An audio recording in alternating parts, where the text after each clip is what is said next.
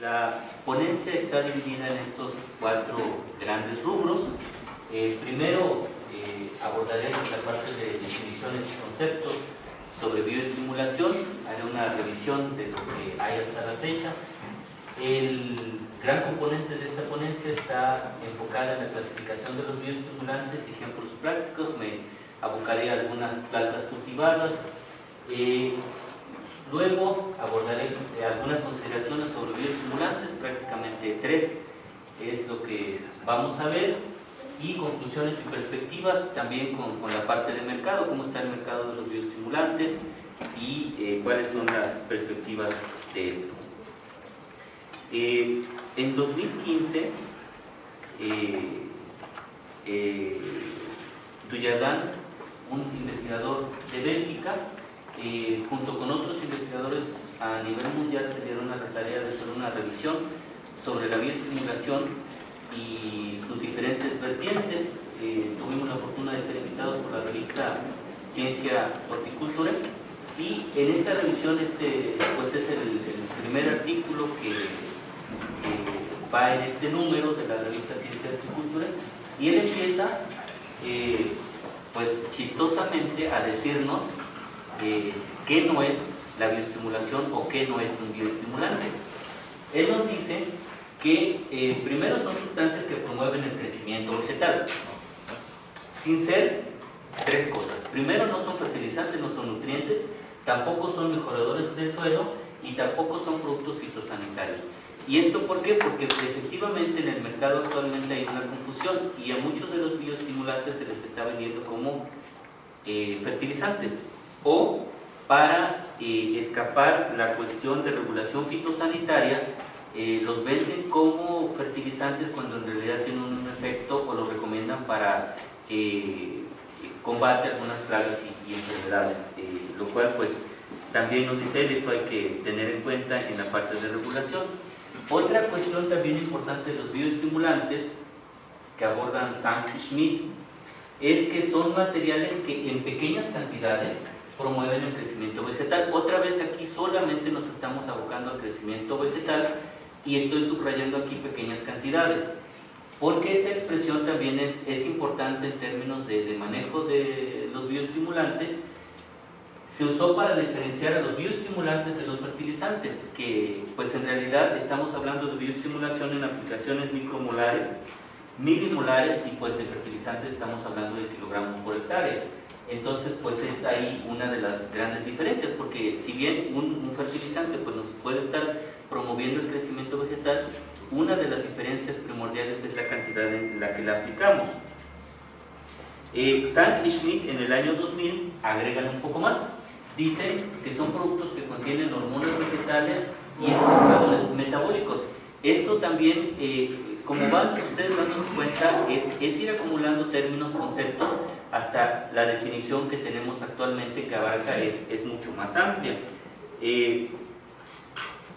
Kaufman también hizo una revisión importante sobre los bioestimulantes, y él también empieza a decir lo que no es. Dice, es algo distinto a los fertilizantes.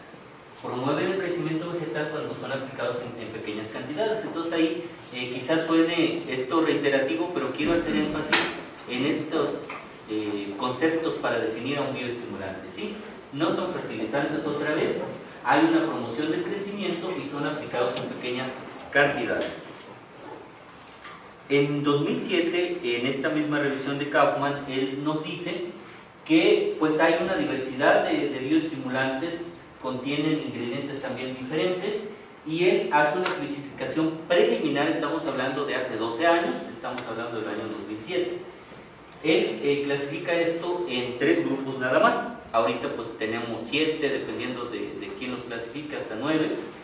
Él habla de sustancias únicas, productos que contienen hormonas vegetales, y también productos que contienen aminoácidos, sean proteicos o no proteicos. Al conjuntar las revisiones de Calvo, que también hizo una importante contribución, y colaboradores de Dujardin previamente en 2012 y Harper en 2015, juntando los conceptos, las definiciones, encontramos que un bioestimulante es cualquier sustancia benéfica y aquí ya vamos viendo un poco más de rango de amplitud en la definición. Sustancia benéfica para la planta sin ser nutriente, pesticida o mejorador del suelo. Otra vez estos tres conceptos de lo que no son los bioestimulantes los retoman estos tres revisores. Y en 2012, Dujardin, en una revisión previa, nos dice que son sustancias que tienen acciones positivas, acciones benéficas sobre las plantas, incluye no solamente la promoción del crecimiento, sino también hay una mejora del desarrollo, atributos de la calidad en cuestión de capacidad antioxidante, factores nutracéuticos y algo muy importante, el incremento de la tolerancia a factores de estrés, principalmente abióticos, porque la parte del estrés biótico entra en otro terreno desde el punto de vista técnico y comercial, que es el biocontrol. Y bueno, aquí también ya nos da un poquito más de elementos. Su naturaleza puede ser química, ya sea natural o sintética o biológica. Estamos hablando de bacterias y hongos benéficos. Entonces aquí pues el rango ya es mucho más amplio de la definición. Hasta lo que vamos a concluir. Este es el artículo base clave actual de Dujardin de bioestimulación en plantas. Él habla precisamente de la definición, conceptos, principales categorías y la regulación. La regulación es importante por lo que les digo. Las casas comerciales a veces manejan indistintamente una cosa de la otra y es lo que hace aquí hincapié Dujardin, y es de lo que les voy a hablar un poquito más adelante. En la revista Frontiers in Plant Science apareció también esta revisión hace 2 años, ya en enero de 2017, y pues Jackin nos habla, como vamos a ver, de varias categorías, varios análisis que hace de los diferentes autores y revisiones que se hicieron hasta la fecha, hasta 2017. Si se dan cuenta, algo interesante, realmente no hay mucha literatura hasta los años 90, pero empieza a haber alguna definición del concepto desde 1951. Después vamos hasta el año 2004, en el 97 hay algo más, pero una clasificación la tenemos hasta 2004, y voy a dar un salto acá porque es en el que me voy a basar en estas 7 categorías. Y algo importante aquí, si hablamos de bioestimulación o bioestimulante, normalmente estamos pensando en un producto biológico, natural, y realmente en las 2 últimas clasificaciones tenemos aquí compuestos inorgánicos, sales inorgánicas, y también tenemos elementos benéficos. Entonces, en estos componentes, pues son elementos benéficos como el silicio, el aluminio, el yodo, que están incluidos como bioestimulantes, y de hecho las sales de fosfito actualmente están vendiéndose también como bioestimulantes. Además, todas estas categorías que les voy a describir a continuación. Estas son las 7 en las que me voy a basar y está actualmente definido. La primera es de los ácidos húmicos y fúlbicos, hidrolizados de proteínas y compuestos nitrogenados. Aquí pues también hablamos de aminoácidos proteicos y no proteicos, extractos de algas y plantas superiores. Aquí habría una parte importante de las investigaciones en botánica. De hecho, pues en inglés se pueden llamar botanicals, y ahí nos dicen también que estos compuestos de las plantas pues normalmente se usan como repelentes, pero no se han usado, la perspectiva del uso de ellos como bioestimulantes está apenas en un inicio. Entonces esta sería una parte importante de ver la bioestimulación de aceites esenciales o de algunos otros compuestos que tienen las plantas. Quitosano y otros polímeros, compuestos inorgánicos, hongos y bacterias también benéficas. Estos son entonces los 7 grandes grupos aceptados actualmente como bioestimulantes. Les voy a dar un preámbulo sobre cada uno de ellos. Son grupos muy distintos, y para que les quede un poquito más claro, pues trataré de darles ejemplos de lo que puede pasar en plantas, ¿sí? Ácidos húmicos y fúlbicos, pues estos son constituyentes naturales de la materia orgánica, resultados de la descomposición pues, de plantas, animales y microorganismos. Estos están divididos en 3 enuminas: ácidos húmicos y ácidos fúlbicos. Aquí tenemos un ejemplo en aguacatero. Esto lo vamos a retomar al final en las conclusiones, pero aquí si ustedes se dan cuenta, tenemos tres colores por acá, un gris menos intenso, un gris intermedio, un gris fuerte, que se refiere a los requerimientos del aguacate en cuanto a los nutrimentos. Aquí tenemos la concentración de nitrógeno y aquí tenemos la concentración de potasio. Si se dan cuenta, entonces, cuando aplicamos los ácidos húmicos, podemos tener una mayor cantidad en comparación de estos elementos, de estos nutrimentos, en comparación con los otros tratamientos que son ácido fosfórico, por ejemplo. Entonces, en ambos casos, pues hay una mayor concentración, y aquí pues tenemos los niveles requeridos por las plantas, sino que un poquito más. El segundo gran grupo son hidrolizados de proteínas y compuestos nitrogenados. Estos son mezclas de aminoácidos o péptidos que se obtienen a partir de la hidrólisis química o enzimática de proteínas derivadas de restos de plantas y animales. También aquí se incluyen aminoácidos proteicos y no proteicos, como betaínas, poliaminas, aminoácidos no proteicos, y en específico pues la glicina betaína es un derivado bien caracterizado de sus propiedades antiestrés. De hecho, como bioestimulante, vamos a ver aquí un cuadro. En todos estos casos, pues todas estas especies expuestas a este tipo de estrés muestran algún efecto de la combinación de las aplicaciones de glicina betaína. Por ejemplo, en frijol vemos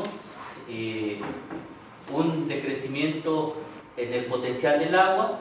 Aquí en soya, por ejemplo, se estimula efectivamente el crecimiento, y bueno, ahí vemos algunas respuestas.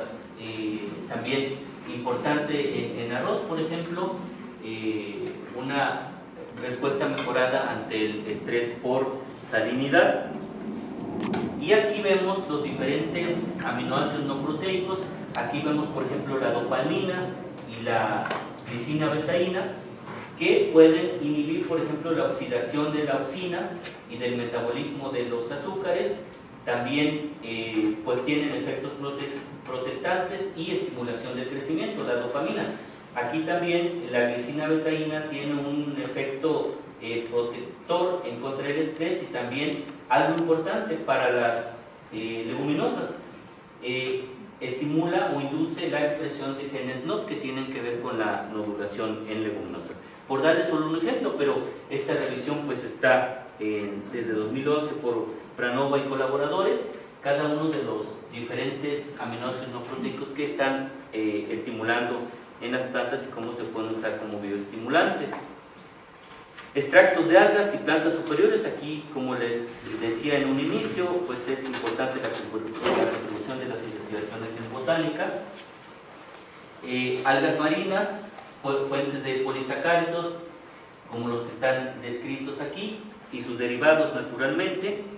En suelos, por ejemplo, los polisacáridos que se pueden obtener de las algas marinas contribuyen a la formación de geles. O sea, de hecho lo podemos utilizar este producto para una mayor retención de agua y promoción de agregados del suelo que favorecen la porosidad del suelo, y naturalmente esto no solo contribuye a la estimulación directa o indirecta del crecimiento y desarrollo de la planta, sino que también nos permite tener un menor impacto negativo de diferentes tipos de estrés como la sequía o la salinidad. De hecho, en aguacate también se ha observado que la aplicación de algas marinas, de extractos de algas marinas, este es un producto comercial que reportan Morales, Baine y Candelas en 2014, pues incrementó el amarre de frutos en aguacate. Este estudio, si no me equivoco, fue hecho en Michoacán. En términos generales, Van Osten nos dice cómo es que puede estar actuando un bioestimulante derivado de algas marinas.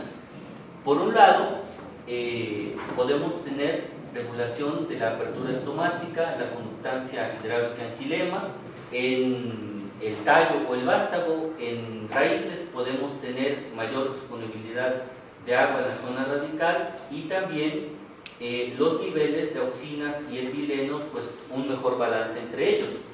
En cuanto a las respuestas de la planta, pues tenemos una activación de la remoción de especies reactivas de oxígeno, mayor estabilidad de la membrana y efectos también osmoprotectantes. Entonces, pues ahí tenemos esta parte. Ahora hay una serie de productos comerciales ya que podemos encontrar en el mercado.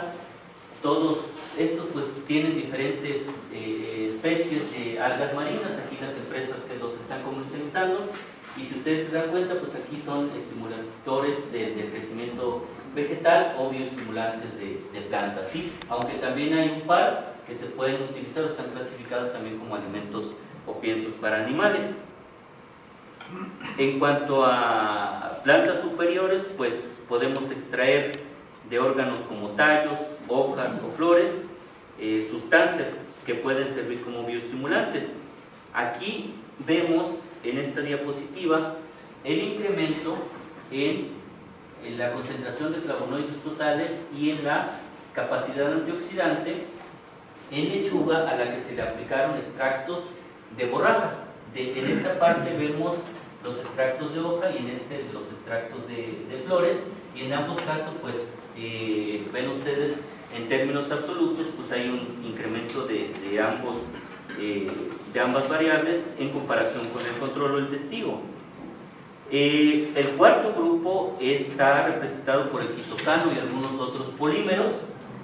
Es una forma acetylada de la quitina producida tanto de forma natural como industrial. Aquí también está teniendo gran auge esto como bioestimulante en la industria agrícola.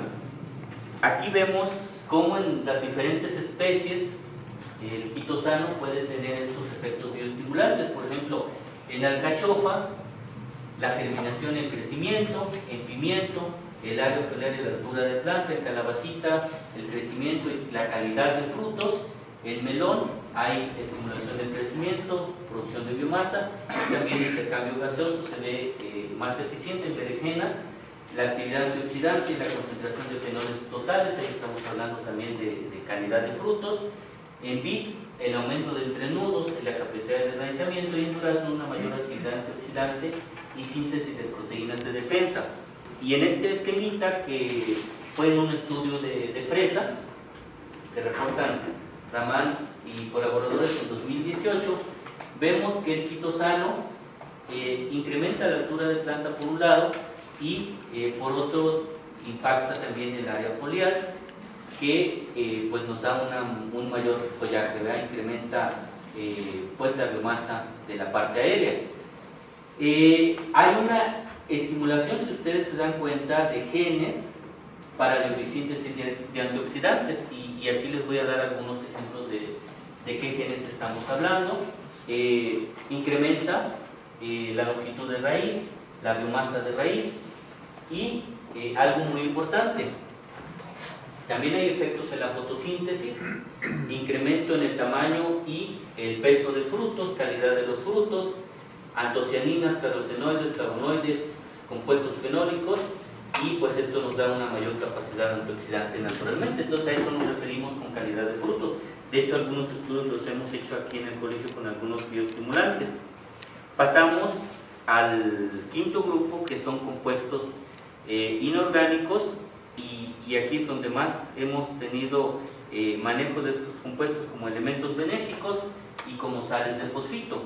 Les voy a dar por aquí algunos datos de laboratorio que tenemos. Aquí es importante recordar la clasificación de los elementos en la nutrición de plantas. Tenemos los elementos esenciales, que tenemos 17, desde el carbono hasta el cloro. Los primeros, además del carbono, hidrógeno y oxígeno, nitrógeno, fósforo, potasio, calcio, magnesio y azufre, pues son considerados los macronutrimentos, y el resto son micronutrimentos dependiendo de la cantidad que se encuentre en la planta. Además de estos elementos esenciales, los elementos benéficos pueden tener efectos positivos en el crecimiento, desarrollo, calidad de las cosechas, sin ser realmente sin cumplir el precepto de esencialidad en las plantas. Y aquí podemos tener silicio, cobalto, lantano, sodio y otros 6 más, hasta ahorita que llevamos estudios sobre ellos.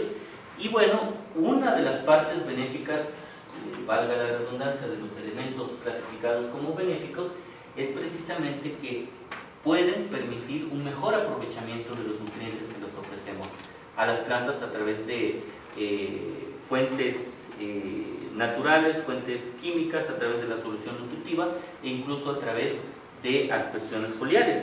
Y en el tercer grupo pues tenemos a los elementos prescindibles que pueden absorberse por la raíz, por las hojas de las plantas, pero que realmente no tienen una función esencial en el metabolismo.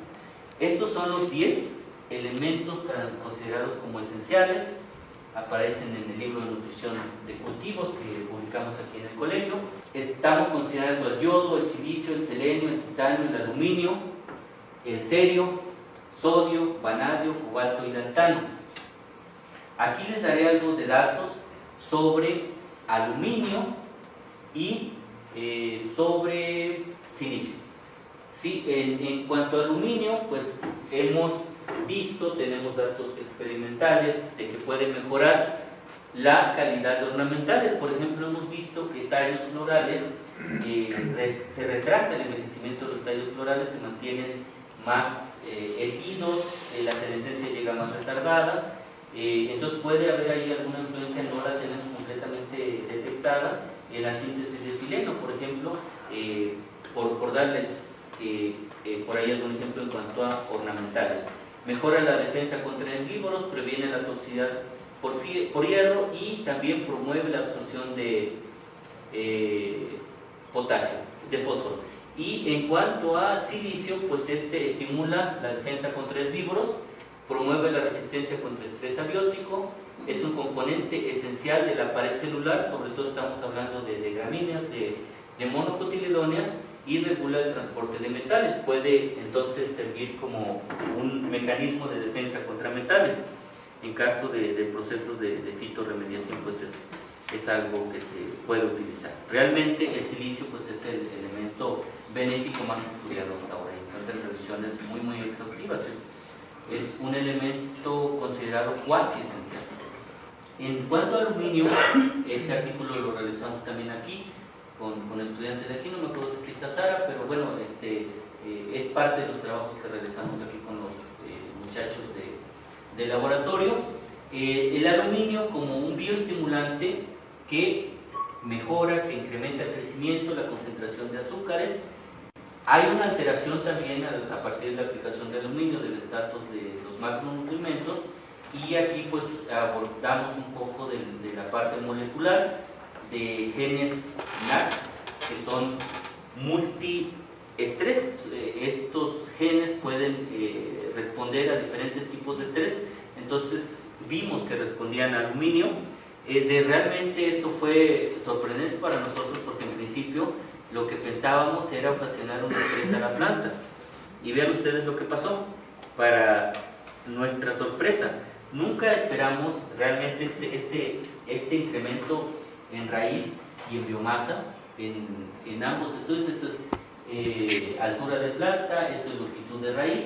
Vean cómo se incrementa significativamente en comparación con el control. Realmente hicimos el comparativo entre 0 y 200 micromoles de aluminio, y previamente habíamos hecho otros estudios para ver a nivel anatómico con la doctora Hilda Araceli Zabaleta Mancera qué pasaba con el aluminio en arroz, qué nos distorsionaba. Probamos otras variedades y encontramos precisamente efectos estimulantes no tan notorios como estos, porque estamos hablando de concentraciones más altas, y había una disrupción de la estructura de la célula del arroz. Nos bajamos los niveles y para nuestra sorpresa a estos niveles pues ven ustedes la estimulación tan sorprendente, tan evidente que tuvimos en arroz. De ahí entonces nos fuimos a analizar los genes, cómo estaban constituidos, y vemos, hicimos análisis tanto de los genes como de los promotores, y encontramos también algo que relacionaba el aluminio con este crecimiento que estábamos viendo a través del análisis de las regiones promotoras. Encontramos elementos en cis que posiblemente no vean allí, pero este artículo está en acceso libre, es de un estudiante estudiante chileno que tuvimos acá. Estas son las secuencias consensos de los elementos en cis que encontramos en las regiones promotoras, y como ustedes podrán ver, efectivamente tenemos elementos así que pueden estar respondiendo a oxinas, a etileno, ácido giberélico, a ácido jasmónico, ácido abscísico, ácido salicílico y algunos otros tipos de estímulos ambientales. Entonces, vamos en esa línea. Creemos que posiblemente tenga que ver mucho esa estimulación del crecimiento con una relación en la síntesis o de las propias hormonas o de los genes que están en la ruta de biosíntesis de las hormonas. Y bueno, aquí es importante también considerar, como les decía, en los estudios que hicimos previamente junto con la doctora Hilda Araceli Zabaleta Mancera, vimos efectos tóxicos, estábamos manejando concentraciones más altas de aluminio, y lo que pasa con los elementos benéficos es que tienen efectos horméticos, positivos a bajas concentraciones y negativos a altas concentraciones. De hecho, puede haber incluso muerte celular o muerte de la planta si excedemos esos límites. La hormesis es una curva dosis-respuesta. Aquí incrementamos la dosis, aquí vemos la respuesta. Podemos tener hasta un cierto nivel, un incremento de 130 a 160% respecto al control, hasta un cierto límite. Una vez que llegamos a ese límite, empieza a decrecer la respuesta hasta tener pues efectos negativos, o incluso si nos pasamos, por ejemplo en el caso del yodo, podemos quemar las hojas. Entonces ahí hay que tener cuidado y ver siempre estos efectos horméticos que tienen un límite, ¿sí? El silicio, que es, como les decía, el elemento benéfico más estudiado hasta ahora, vemos en aguacate que la aplicación de silicio en comparación con el testigo incrementa los frutos premium, también de segunda calidad, y también el rendimiento total. Esto se hizo con productos comerciales en un estudio en Australia, con productores de Australia, y pues para ellos fue muy alentador ver este resultado del silicio. Realmente el silicio tiene efectos positivos mucho más evidentes en monocotiledones, específicamente en gramíneas. De hecho, en caña de azúcar, en arroz, en trigo, en cebada, me parece que cebada sí, pero sobre todo arroz, caña de azúcar y trigo, se considera un elemento cuasi esencial, forma parte de sus estructuras, y de hecho el silicio en caña de azúcar es mucho más absorbido que ningún otro elemento, sobre todo el tallo. Si ustedes analizan en hoja, es una concentración, digamos, normal, pero si ustedes analizan la planta completa, encontramos unas concentraciones de silicio muy alta, y la caña, de hecho, y el arroz responden a silicio muy evidentemente. El fosfito es un análogo del fosfato, y el fosfito se absorbe exactamente por los mismos procesos que el fosfato, es decir, por transportadores de fosfato. Hay varios grupos varias familias de transportadores, y al ser absorbido, realmente la planta de manera natural no cuenta con los mecanismos para metabolizarlo. Es una forma química que la planta no puede metabolizar.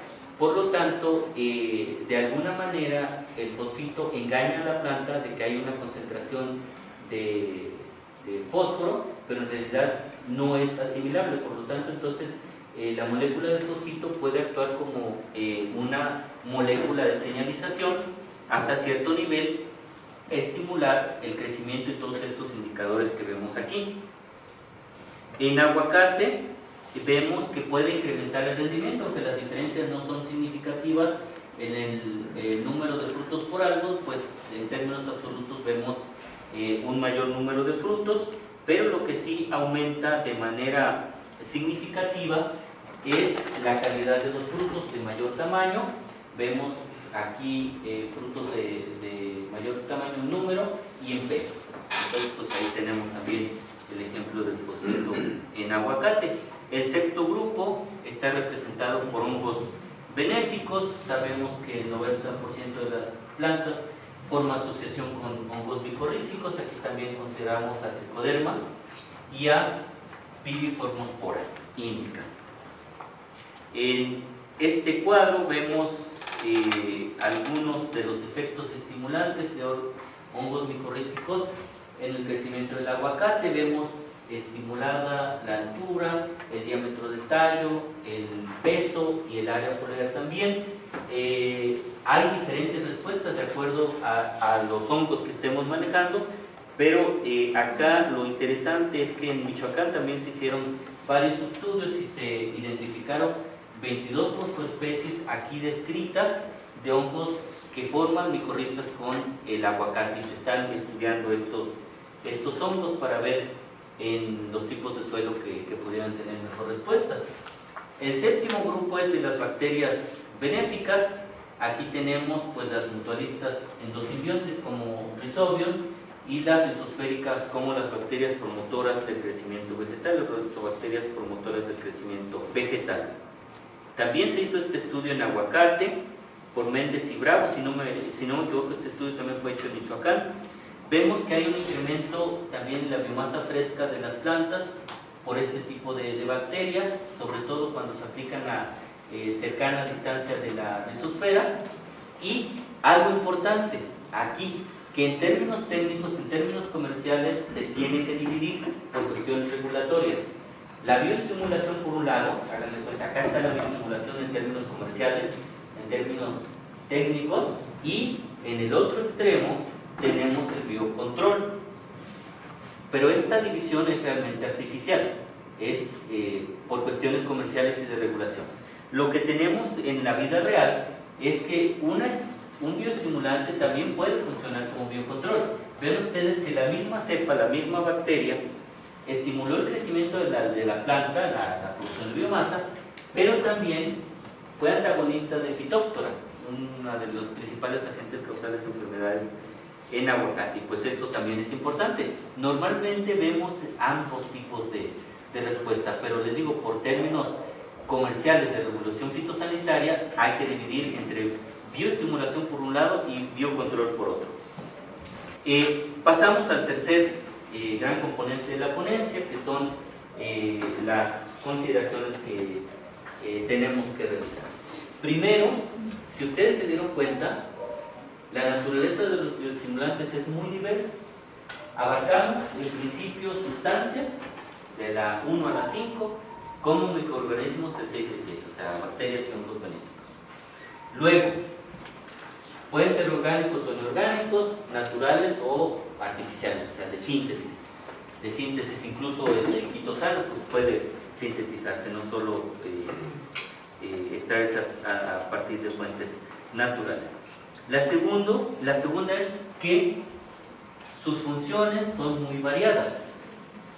Como vimos, incluso el fosfito, algunos elementos benéficos pueden tener efectos protectores sobre el aparato fotosintético y la estimulación del crecimiento de raíces a través de mecanismos como el sistema antioxidante y remoción de especies reactivas de oxígeno, y también el incremento de la síntesis de transportadores de auxinas. Si recuerdan ustedes, vimos en los genes que estamos caracterizando en las regiones promotoras elementos en sí que pueden estar respondiendo, que pueden estar relacionados con la biosíntesis de algunas fitohormonas. Y la tercera consideración es que los beneficios productivos que podemos tener a través de la bioestimulación son amplios. Vimos un aumento en la tolerancia a factores de estrés. Aquí les repito, de manera artificial tenemos que hablar de estrés abiótico, porque si hablamos de estrés biótico estamos hablando de biocontrol, no de bioestimulación. Incremento en la eficiencia del uso de nutrientes. Vimos, por ejemplo, nitrógeno, potasio, fósforo en los diferentes ejemplos que les di. Incremento en el uso eficiente del agua, por ejemplo, el quitosano puede estar contribuyendo a esto. ¿Y esto a qué nos lleva? A un mayor rendimiento, un ahorro de los fertilizantes, mejor calidad de las cosechas y mayor rentabilidad de las unidades de producción si los manejamos adecuadamente, ¿sí? Este es un resumen de lo que podemos tener: bioestimulantes como extractos de algas, proteínas hidrolizadas de proteínas o aminoácidos, microorganismos del suelo, bacterias, hongos benéficos, ácidos húmicos y fúlbicos que pueden estar ayudando a la planta a tolerar factores de estrés abiótico como bajas temperaturas, altas temperaturas, o en la raíz sequía, salinidad o toxicidad por metales pesados, por darles solamente algunos ejemplos. Y en cuanto a consideraciones finales, pues podemos decir que un bioestimulante es o una sustancia o un microorganismo. Hablábamos en un inicio que eran sustancias. Pueden ser sustancias y además microorganismos. Tenemos 7 grandes grupos. ¿Qué pueden estimular? El uso eficiente de los nutrientes, tolerancia a factores de estrés abiótico y también indicadores de calidad en la cosecha. Realmente vemos también un incremento del rendimiento, si ustedes se dieron cuenta. La definición tiene que ser inclusiva. ¿Por qué les digo esto? Porque normalmente cuando se va con productores o cuando se empieza a estudiar la bioestimulación, consideramos o tomamos erróneamente que el concepto de bioestimulación es una sustancia de origen biológico. Extractos de algas, ácidos húmicos fúlbicos, el proceso de degradación de residuos animales o vegetales, pero no, recuerden que tenemos compuestos inorgánicos, elementos benéficos, sales de fosfito que pueden actuar como bioestimulantes y que están caracterizados como tal en la literatura, en la academia y en la industria también. Tenemos también que hacer una diferenciación por cuestiones comerciales, por cuestiones prácticas y por cuestiones de regulación fitosanitaria entre bioestimulación y biocontrol. Normalmente cuando se hacen estas revisiones o cuando se va a escribir un artículo, tiene uno que separar si va a ser hacia bioestimulación o si va a ser hacia biocontrol, porque luego los revisores se ponen un poquito extraños porque no hayan cómo diferenciar uno de otro en términos prácticos, ¿sí? Entonces, si tenemos ambos efectos, pues hay que saber cómo expresarlo en los artículos y en términos académicos. La regulación tiene que ver pues prácticamente con cuestiones de que el biocontrol, los productos fitosanitarios son mucho más regulados que los bioestimulantes. Entonces de ahí algunos industriales se escapan diciendo, no, pues les estoy vendiendo un bioestimulante, pero además les controla fitósforo. Pues eso es parte del truco de la industria. En la academia tenemos que ser muy claros y ayudar a la regulación en esto. Y en el mercado es algo ahorita muy aliciente, es un aliciente importante porque en 2017 el mercado de los bioestimulantes fue de 1.79 mil millones de dólares estadounidenses y para 2022 esto se proyecta un salto de más del doble a 3.29 mil millones de dólares. El mayor crecimiento se espera en Asia-Pacífico y en Europa. De hecho, estas revisiones vienen normalmente desde Europa. Exportar hacia Europa con bioestimulantes está muy bien visto, siempre y cuando se respeten las normas de ellos. Menor crecimiento Sudamérica y Norteamérica y el resto del mundo, como ustedes ven. Y pues